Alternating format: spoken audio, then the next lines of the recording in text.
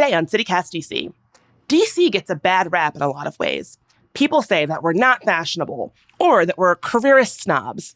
But are they right? My CityCast DC co-host Mike Schaffer and I sat down to discuss DC's stickiest stereotypes.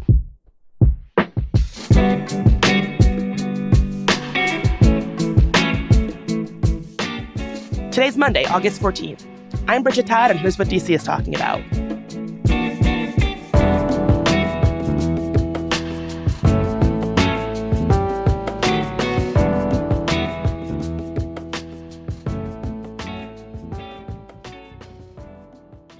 Hey, Bridget. Hey, Mike. How's it going? Good. So I think today we are going to play stereotype police. Oh, yes. It's funny that we're doing this. I feel like whenever I'm traveling and I tell somebody I'm from DC, usually the next thing out of their mouth is some kind of a stereotype about DC. Like, oh, DC, the first thing that they ask you is, what do you do for a living? What congressperson do you work for? That kind of thing. So, and my thing is, I love our city and all that. I'm a true blue. But I'm actually willing to really beat the crap out of our city too. I just think the problem with most of the negative, with a lot of the negative Washington stuff out there, is that they're picking on the wrong stuff. Yeah, you are not somebody who is shy about criticizing DC at all. It's actually one of my favorite things about you. What do you think is the first thing that comes up, the first negative Washington stereotype? Oh, definitely that people in DC are super careerist, obsessed with careers, are only interested in what you can do for them professionally. So the stereotype would be if you were talking to somebody from DC at a party and they're like, oh, what do you do? If the answer was not sufficient, they would not consider you to be somebody worth continuing to speak to. Right. I'm sort of half sold on that one, but not necessarily in a bad way. Let me elaborate. So I've got this friend here who's from Iowa, and he told me once, I've lived all over the place. And I've never lived someplace where so many people like their jobs, or at least if they don't like their immediate job, they like kind of their calling in life. And his explanation for that was in New York, right? People want to live in New York, so they move to New York, and then they got to pay rent, so they get a job. And maybe they like the job and maybe they don't, but that's not really the point. And in Philly, where I used to live, most of Philly is from Philly. So the same thing. They need to pay rent. They get a job. Maybe they like it. And here, a lot of people who move here, which is not everyone, but a lot of people who choose to be here are coming here. They're not coming for the weather. They're coming for, whatever it is they've chosen to do. And therefore they're, the odds are they're pretty into it. Yeah, and people like talking about things that they're into. That's an interesting perspective. I don't think it's necessarily a negative. Like people, when they say that DC is careerist, it often reads like a dig or a criticism. I don't think it has to be so negative. Right. If you have the understanding that, people move here for their jobs and people like their jobs and they like talking about things that are positive parts of their identity. Right. And so even that question, what do you do? Which has such a bad rep. I have one friend who defends that question, says, listen, it's actually a way of asking, how'd you get here? What's your deal? That said, we've all met people who, if the answer to that is insufficient, they start looking over your shoulder and trying to find someone more important to talk to. See, I feel like I've gotten that vibe, oh, you're not important vibe, much more in other places I've lived. San Francisco was probably the most annoying way that I've experienced that, where people will be like, oh, what do you do? And if you didn't have some cool, flashy tech job, if you were oh, I'm a teacher, that wasn't something that people were interested in finding out more about.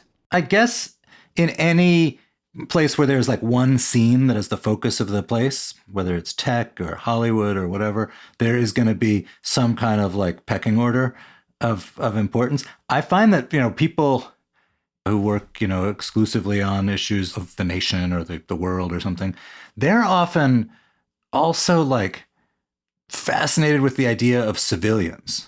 So if they meet someone who's yeah, I'm a teacher or whatever, it's wow, I met a civilian, and they're kind of weirdly, it's you're exotic. Yeah, I have felt the same way. I got my start in education. So I was the teacher who was completely unconnected to any kind of wider federal or political thing. And I completely agree with you.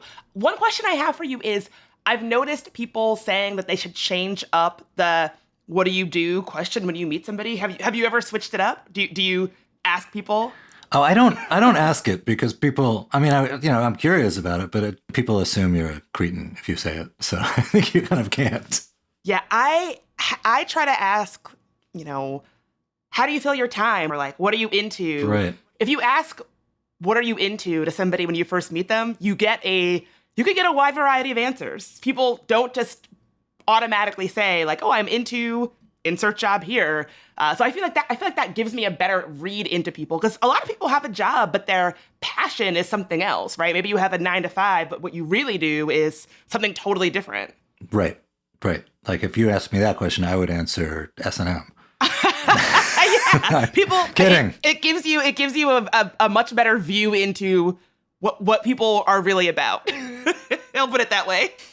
But I guess I think of careerist in a like that stereotype is also implying that people are always like calculating 2 steps ahead. Like, how can you be useful to get me to the next thing and the next thing and the next thing?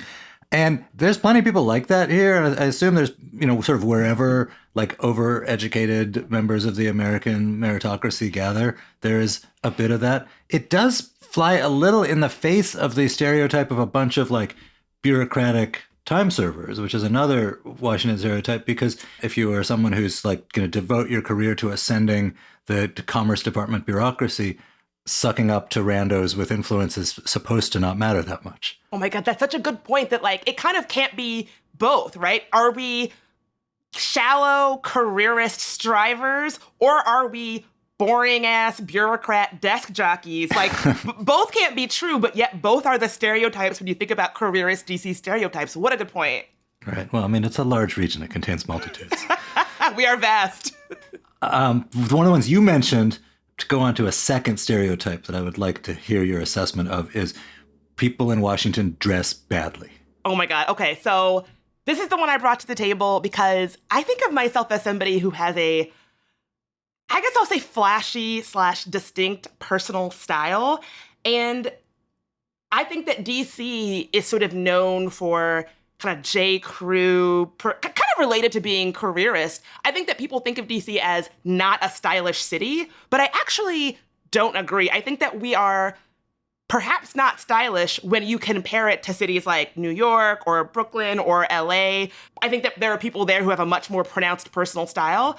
But I think DC, I mean, I don't know. I don't know why DC has this reputation as being an unfashionable city, other than that people associate it with workers, and you can't really be that flashy at work. All right, hold on. I just got to adjust the pleats on my khakis. Hold on just a sec. I mean, you make fun, but like, I actually really appreciate professional men's personal style in DC. Like, if you are a man who pulls off like a really flashy suit, or like, you really have to try to like demonstrate personal style and also be professional when you're a man. So yeah, I think the rub here is, there's a tendency to have your realm of comparisons be like other big global, like New York or Paris or LA or whatever. But I feel like actually in terms of size and geography and stuff, like, I don't know, how do we compare to like Seattle, Atlanta, right? Dallas, Kansas City? I don't know. People here just are sort of normal by those standards. Yeah, that's an interesting comparison. It's funny. I don't know if anybody listening is a watcher of the Bravo Housewives universe, but the kind of mid-Atlantic Housewives franchise, Potomac, is sort of known for being the least fashionable when compared to like Housewives of New York, Housewives of Atlanta, Housewives of Orange County. So that is a knock in the not so fashionable corner. But I agree. I think that, sure, when you compare DC to fashion capitals of the world, global fashion capitals of the world, maybe we fall a little short. But if you compare it to other comparably sized cities, I would say we are not falling short there. No, I think we're not. I mean, I wouldn't say we're ahead. I wouldn't say we're ahead or behind. I guess that's my thing, is like, it's not any less fashionable than any other city that's not New York or Paris. That's where I'm at too. So depending on what you think regular cities look like, that either means yes, we are terrible dressers, or no.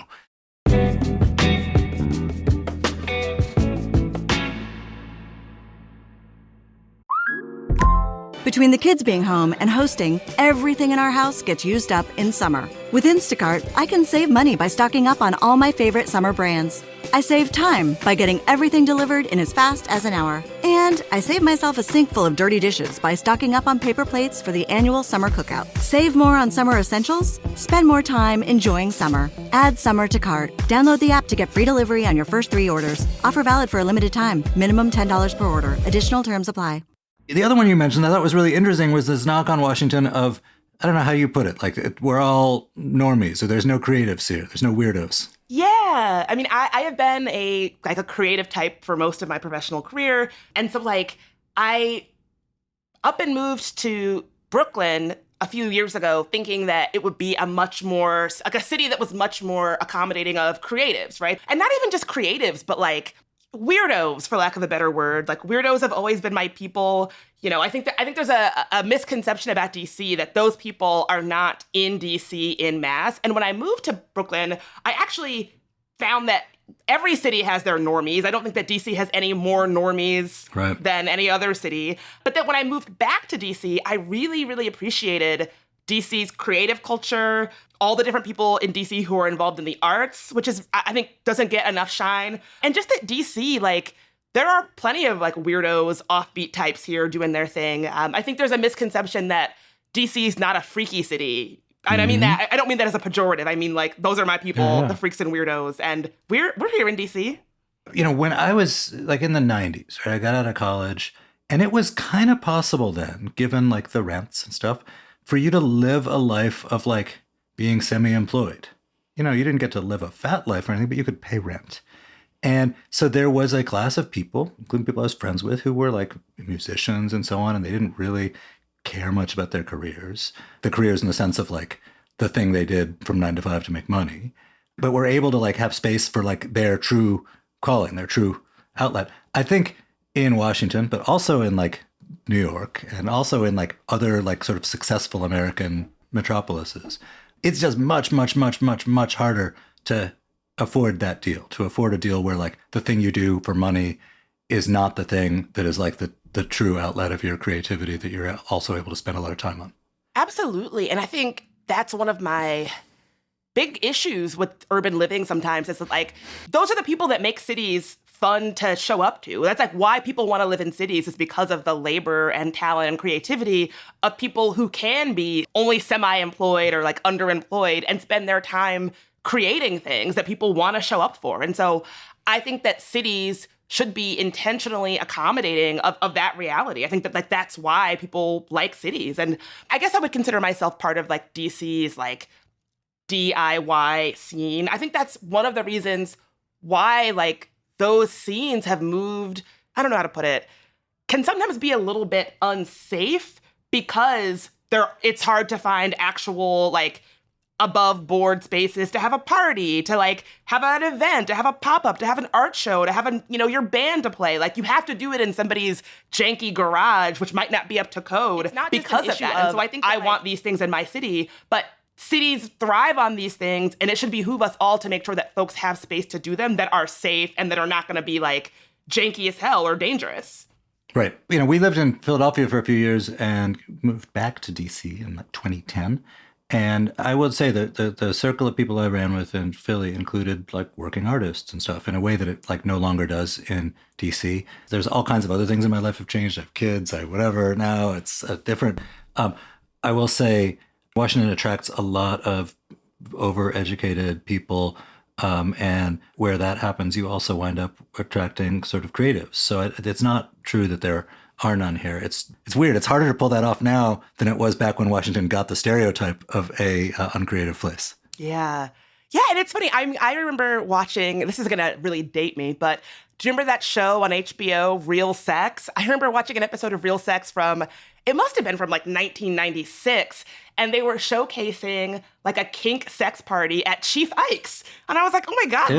I know. Part of me was well, who wants to go to a sex party at Chief Ike's? But RIP. But yeah, so it's DC has had that sort of offbeat weirdo spirit for a long time. And I do think it's something that is unique to our city that doesn't always get the shine that it deserves. It's a shame that the rising rents and the rising cost of living would threaten and push out something that I think is uniquely DC and has been for a while. All the good kink parties have been priced out. Yeah, they're all in Northern Virginia now. You gotta get on the Beltway to get there. It's such a pain.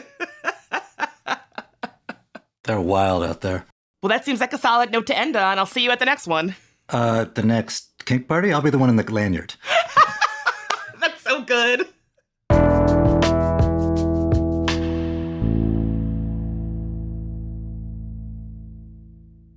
Hey, it's Priyanka. I'm a producer on the show, and I am so proud to present this short interview with our sponsor today, the Restaurant Association of Metropolitan Washington. You probably know them from the annual Rammy Awards, but they also run our restaurant weeks. And this summer, one is happening from August 28th to September 3rd.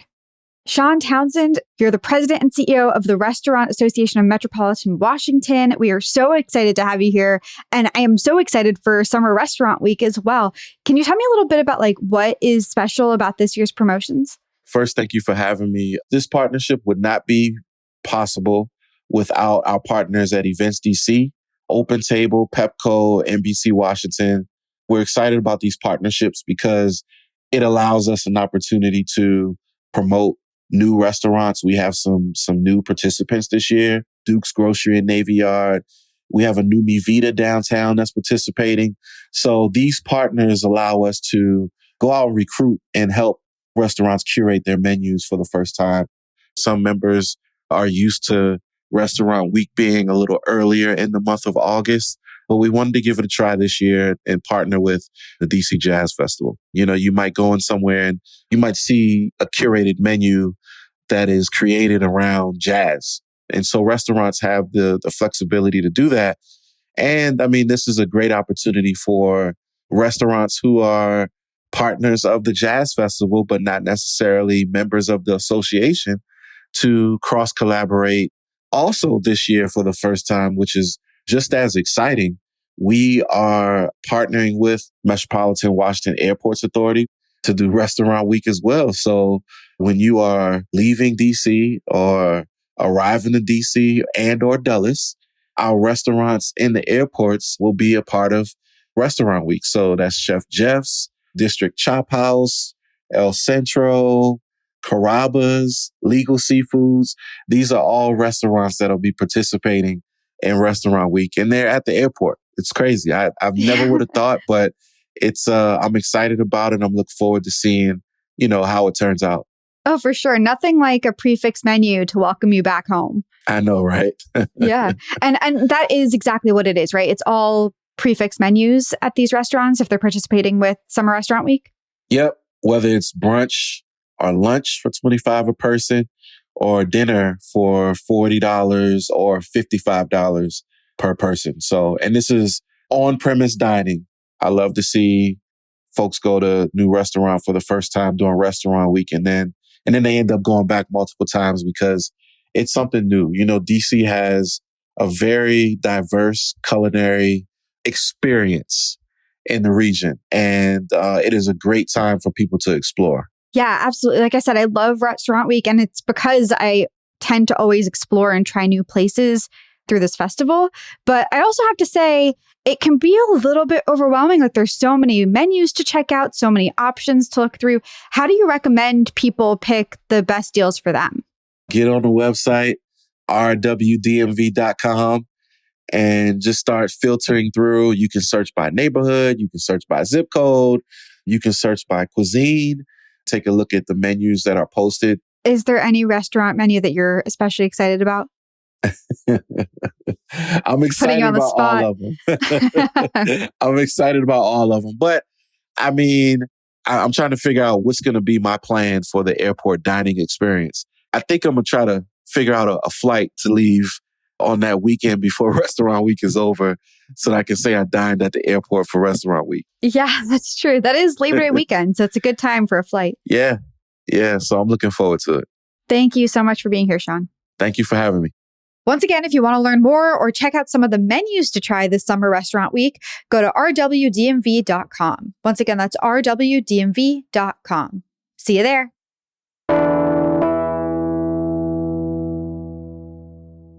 Okay, Bridget here again with some quick news before I let you go. Inflation is growing slower in the DMV than the rest of the country. Right now, we've got the second lowest rates in the United States. In July, the national annual rate of consumer price inflation was 3.2%, while DC's was almost half that at 1.8%.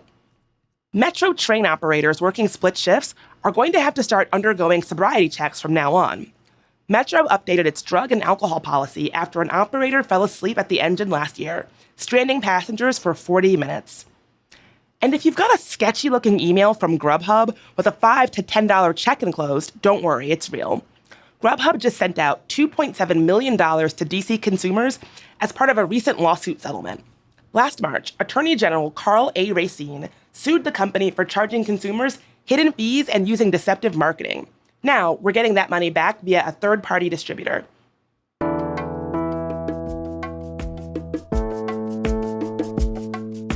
That's all for today here on CityCast DC. And if you enjoyed the show, why not share it with your snobby careerist friend with a terrible fashion sense? We'll be back tomorrow morning with even more news from around the city. Talk to you then.